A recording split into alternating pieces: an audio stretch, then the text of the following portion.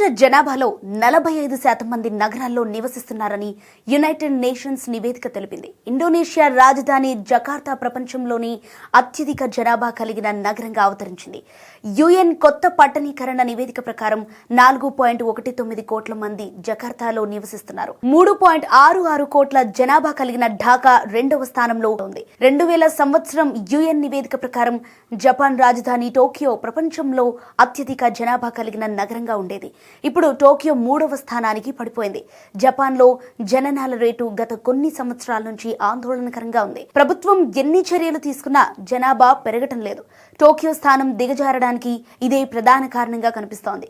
ఇక 3.2 కోట్ల జనాభాతో న్యూఢిల్లీ 4వ స్థానంలో ఉంది. 2.4 కోట్ల జనాభా కలిగిన కోల్కతా 8వ స్థానంలో ఉంది. భారతదేశంలో 58 కోట్ల మంది పట్టణ నివాసితులుగా ఉన్నారు. యుఎన్ వరల్డ్ అర్బనైజేషన్ ప్రాస్పెక్ట్స్ 2025 నివేదిక ప్రకారం 1 కోటి మందికి పైగా పట్టణ నివాసితులున్న మెగా సిటీల సంఖ్య 33కి చేరుకుంది.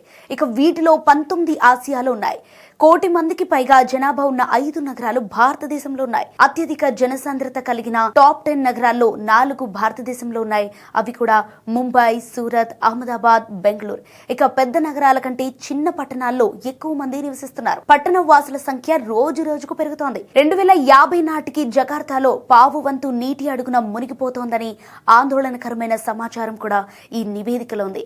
అయితే గత సంవత్సరం 9వ స్థానం నుండి ఈసారి 2వ స్థానానికి చేరుకున్న ఢాకా 2050 నాటికి ప్రపంచంలోని అత్యధిక జనాభా కలిగిన నగరంగా మారుతుందని తాజా నివేదిక పేర్కొంది.